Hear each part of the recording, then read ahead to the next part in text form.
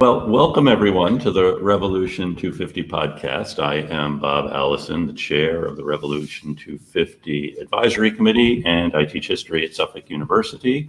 And we are delighted to have with us today Timothy Hall Breen, who is the Emeritus William Smith Mason Professor of American History at Northwestern, and also the James Marsh Professor at Large at the University of Vermont. And he is the author of many books, including Tobacco Culture, The Mentality of the Great Tidewater Planters. Professor Breen has really written about colonial America, and now he's been focusing for the last few years on the American Revolution, really recovering the stories of ordinary people. So welcome, Professor Breen, to the podcast. Oh, Bob, it's a great pleasure to be with you today. Thank you. Yeah, So your book, The Will of the People, The Revolutionary Birth of America, is a look at communities and ordinary people. And was really struck by your first chapter, Rejection. It deals with the charity that people showed to Boston during its moment of occupation in 1774. And I'd just like to talk a little bit about how that came about, how that bound people together. Right. Well, I think in many accounts of the American Revolution, one has a sense of momentum, maybe all the way back to the Stamp Act crisis, and then the Americans, like a pressure cooker, are getting angrier and angrier, and then they finally say, enough already, like teenagers, we're going to go our separate way. And that's always been a compelling narrative. But in fact, at the moment of decision, again, in little towns and throughout farm towns, most Americans were farmers or around agriculture. It was a hard decision, but the initial reaction was, why is this happening? I mean, the empire was working pretty well. We're making money. We're safe. We just beat the French. And yet somehow it's suddenly gone sour. And so the initial emotion was, why are we how do you make sense of rejection? We're being pushed away. I think that reverses the ordinary sense. But the moment in which Americans felt that something had gone very wrong was not the Tea Party, which gets a lot of interest, but rather Parliament's reaction and punishment to the Tea Party. It seemed totally inappropriate, disproportionate. A whole town would be shut down. People would be unemployed. There'd be a shortage of supplies like wood. And this sudden element of seeing an American city closed down and now occupied by an army, that really focuses people's attention. I would urge modern readers to think what would happen if a city in America was occupied by the military. I mean, it's a different law, a different regime. And that was the moment in which people throughout America suddenly said, we are Boston. We are in some way related to our fellow Americans who are being militarily oppressed. And the charity you mentioned, I found a fascinating story. People from all over, including even the Caribbean islands, were sending money. And I'll tell you, it was damn hard to send. There was no checking accounts. I mean, all of these exchanges were difficult, but highly symbolic of a growing network of ordinary people. There was nothing about this charity that involved the famous founders. It was not the idea of Washington. It was not the idea of Jefferson. It was a spontaneous outpouring by ordinary American men and women to addressing a political problem. What kind of things would they send? Well, they sent money as much as they could, and like all charities, that was probably most welcome. People through New England tended to send sheep or food stuff. My favorite was a self-styled patriot in New York who said, you know, you don't need money and beef, you need liquor, and sent them a great hogshead of rum so they could get through the crisis. And no doubt he understood what unemployed seamen really wanted. Mm-hmm. Yes, yes. And you say that the Congress, when it meets, forms the Continental Association as a way of trying to get ahead of this. Yeah. Well, I mean, what my book tries to show is that there was a growing network, largely fed through newspapers. And, you know, we talk about Facebook and all these things, how it's affecting for good or ill our own lives. But the Facebook of the American Revolution were very active newspapers. And so there was a constant reporting going on about one town or one colony or state and what they were doing, so that you would open a Boston newspaper or a Worcester paper, the famous one called the Massachusetts Spy, and you'd read about towns in New York and in Maryland who were agitating or are putting aside tea, and there was a growing sense that that those strangers out there, you didn't know people in Maryland, but they're with us. That is the backbone of mobilization, because, you know, frankly, I think my students had to be reminded about the revolution. They had seen, you know, Rockwell prints about, you know, fifing and drumming your way to freedom. You know, most people really don't welcome getting shot. They really don't welcome sacrificing their own their physical welfare. And to make that link, that, you know, yeah, we're going to send a flock of sheep up from Connecticut or Rhode Island to Boston, was the physical move that made ordinary people part of a revolutionary movement. Yes, and I again, you know, I never mean to demean or underestimate the contribution of the founding fathers. I think this is a parallel and interactive story.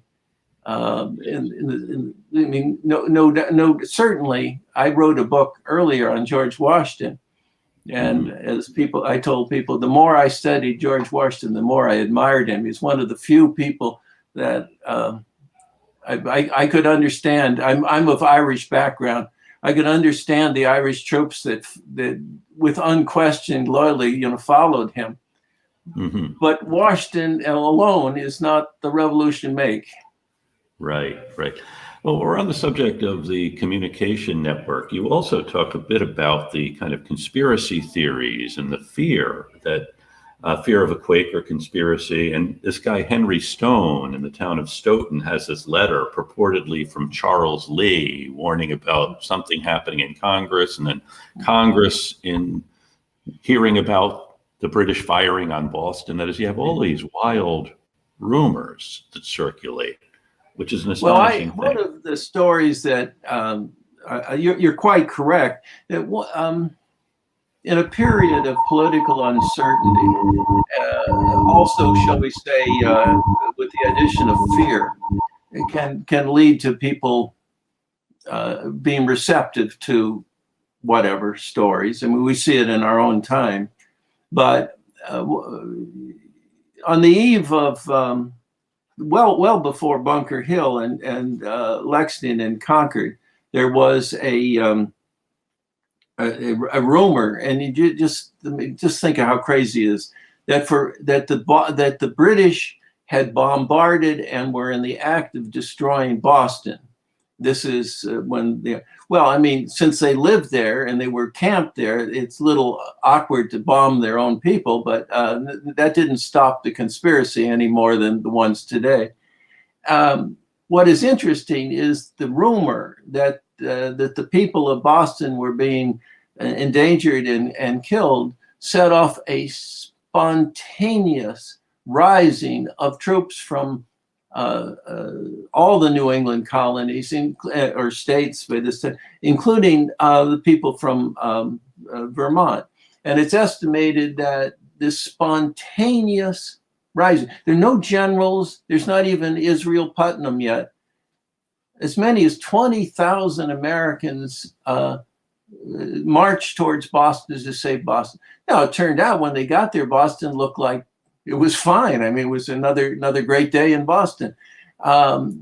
What the important factor is that this growing network of sense on the ground level that we have to act together. If we're, it's a cliche, but they understood almost instinctively that if there were noticeable divisions within the American people, they didn't have a chance against the British. That was the strongest military Navy force in the world. I mean, it was probably the strongest since Rome. And the English would have loved to pick off one or two colonies. They tried it. They tried to get Massachusetts. Later, they tried to hive off Georgia and South Carolina. Fortunately, it didn't work. It didn't work for precisely what you and I are talking about and the themes that I develop in this book, The Will of the People. The people willed unity.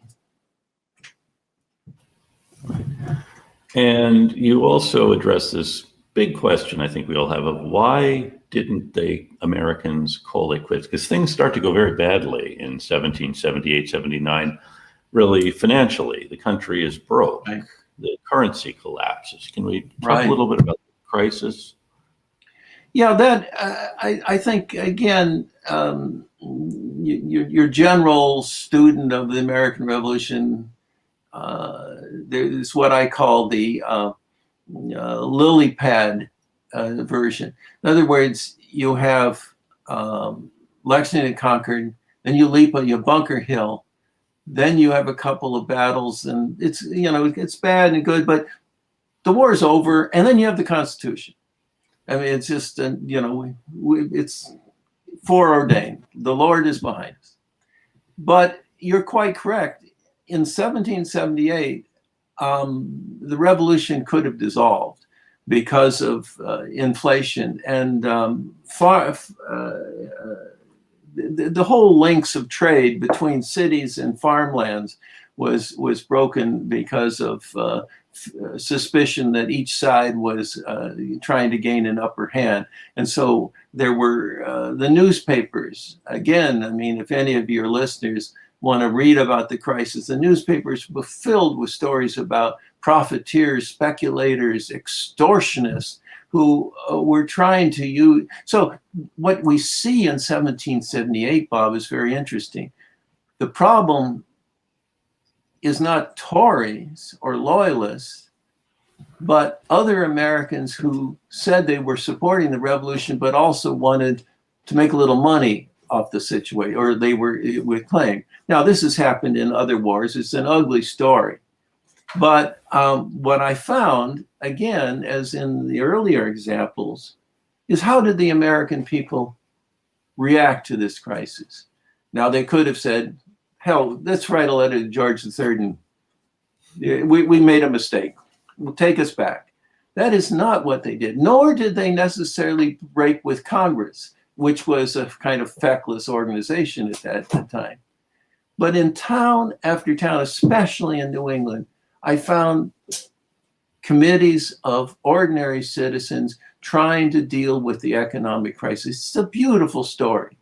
They set prices for labor and for goods and whatnot. Now, as an economist or a person who studied economics, as you, I'm sure, have, it couldn't possibly work. The inflationary cycles were even then international. They had to deal with currency exchanges, so that when Salem or Newburyport got a committee together to fight inflation, it was probably doomed, but that didn't stop them. In other words, they were supporting the American Revolution by trying to deal in their communities with this crisis. And it was really widespread, even in the middle colonies like Pennsylvania and Maryland.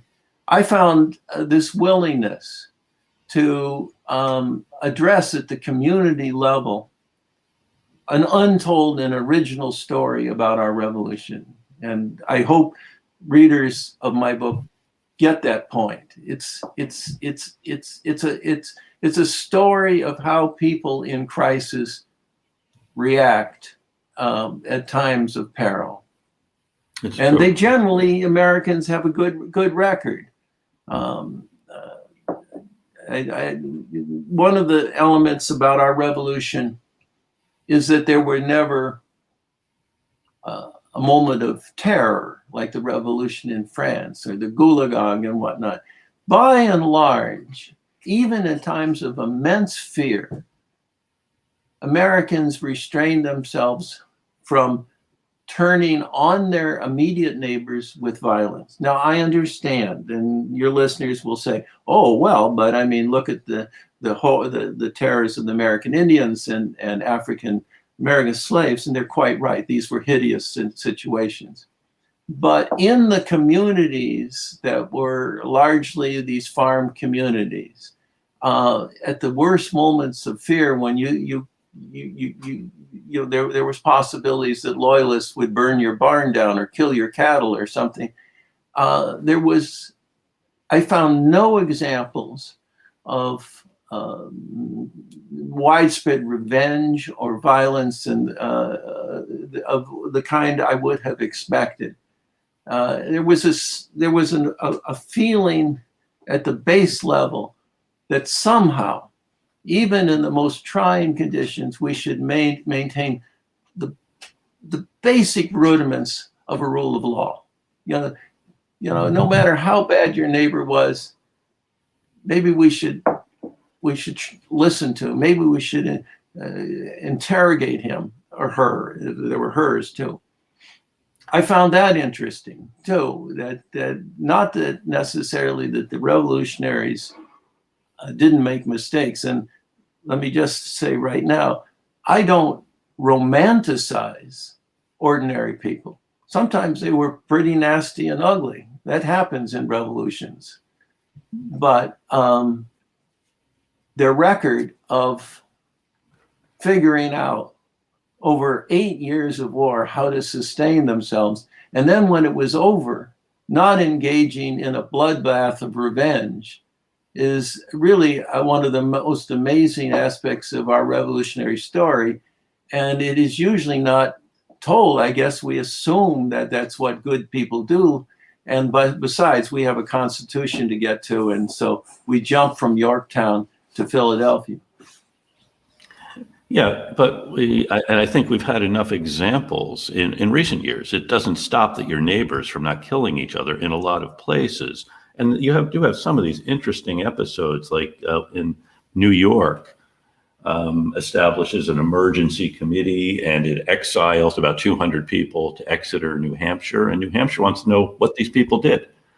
Right. But yeah, well, I mean, I found that story here. The New York is in real danger. There's armies in the north, and the British have taken over the city, and maybe in an ugly way, the committees in New York, run by a man who was really the hammer of revolution. By the way, he's overlooked as John Jay. But so yeah, they rounded up about 250. Suspicious guys, they were guys, and sent them to New Hampshire. New Hampshire was willing to take them. I think also brought a little money to the state, but whatever. They were up there and they were enjoying. They said, "Now look, if you're Tories or one, don't go walking around the town talking about the king or Parliament. In other words, that would be subversive. Don't do that." They didn't.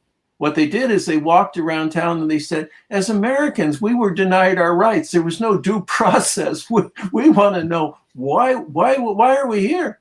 And so people in Massachusetts began to write their legislatures. What's going on? Why are these people present?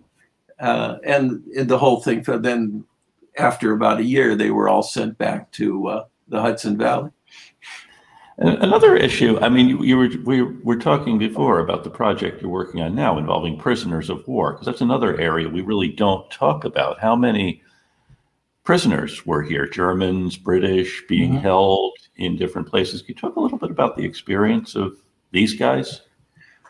Right. There's a new book, and I wish I could remember the author's name. A young historian who teaches at Purdue has just written a book about prisoners of war, and it's a very interesting book. And another one of my students has just written a very interesting book called Occupied America, and it's about what people in the major port cities, how they dealt with prisoners and whatnot.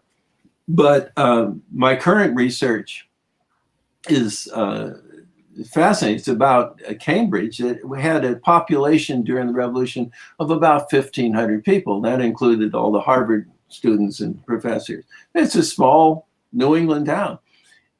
In the fall of 1777, because of after the surrender of Burgoyne's army at Saratoga, 6,500 troops suddenly were dumped in Cambridge.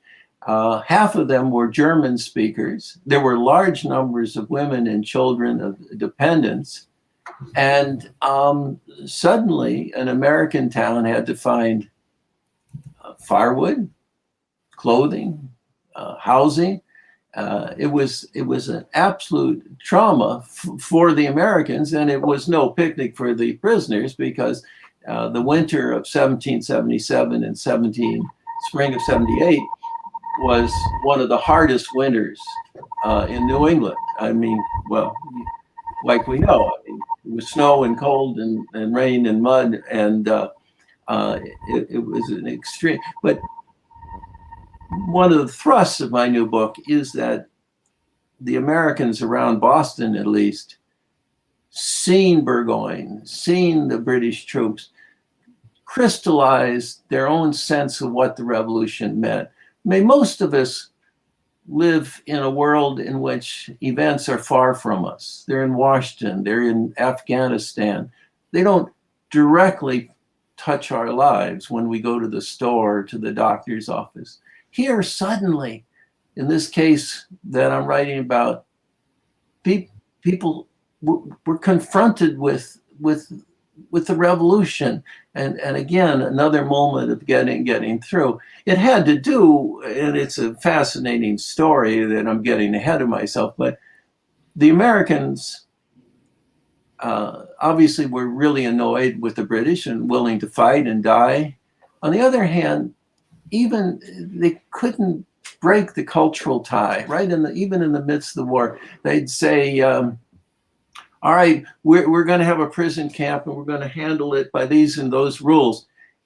And then they'd say to the British, did we get it right? Are we following the proper rules? They still wanted the British to think well of them, even as they were fighting for independence. And this ambivalence and strain I've picked up in lots of my own research, and now I'm trying to put it together. I mean, technically, it's the problem of post-colonial mentality.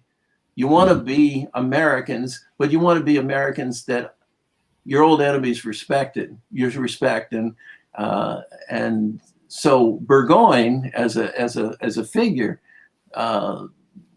galvanized these feelings, because he was so arrogant and so condescending, and yet, boy, did he talk nice. He was really British. You know, that kind of tensions were in the air. Yeah, it's amazing. It's T. Cole Jones's book, The Captives of Liberty, we were trying to think of a couple of minutes ago. Now, I mean, you really dig into these stories that you dig out of the archives and really recover them. And one we were talking about earlier goes back to 1768 and the story of Arthur, and it was turned into an opera, which, right. Can you tell us a little bit about that story?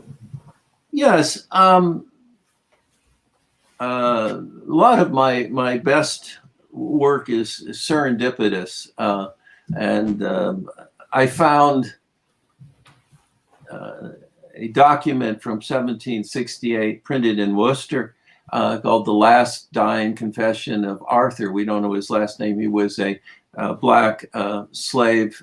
He was originally a slave in Taunton, and then he was sold by various people, and he found his way up to not Worcester, but Barry, recently renamed from Hutchinson, Massachusetts to Barry, Massachusetts. And he was a rascal and an adventurer and a lovable guy, and constantly getting in trouble. And but he was accused of a crime that he no doubt didn't commit, and was executed. And so I reconstructed as best I could the life of this remarkable. He was just almost a teenager, remarkably bright and winsome black youth. And so it was published in one of those academic articles that you and I have to read as scholars, and we rarely can get through them.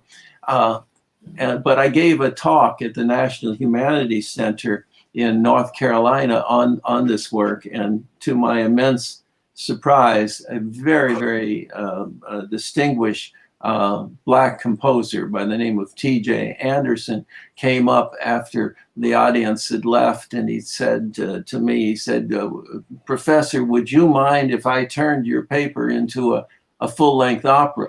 I mean, you don't get that reaction in many lectures, I'm sure, Bob. Never. He had a very dear friend, Yusef Komunyakaa, another leading black artist who won a Pulitzer Prize in the 1990s for his work, and he did the libretto. And it was called Slipknot, and was produced by the Northwestern School of Music. And we had a number of performances, but what I discovered, what we all discovered when we approached large opera companies to push this project further, that the entering bid was about $2 million, just to think of costuming and orchestra. So it was a wonderful moment, and working together about Arthur's life. And my research took me to Barry. I wrote another article about history in Barry. It's a very interesting and content. But in the course of my research, this is not because Boston drinks water from the Ware River Valley. They long ago, the authorities just fenced off so people wouldn't go there and put garbage in the water, whatever. And this accidentally preserved the foundation of the house in which Arthur was accused of having committed a terrible crime. And I tell you, it's not many times that a historian who's just going through archives and papers suddenly finds, in a sense, the physical remains of a place where something happened for an ordinary, in this case, a young black man. I love moment as a historian. That's what makes my days. Right. That's a great story. Just the story of Arthur, and then the story of how you uncovered so much of this, as you did. You've done in your other work, really looking at things as they were, and things ordinary folks. I was really struck by Ezekiel Russell, this printer in Danvers, who writes this play, The Downfall of Justice. Well, that's very interesting, because in November I got a call from a repertory theater, now socially distancing repertory theater in New York City, and they, on the basis of my book, Will of the People, they put on Russell's play.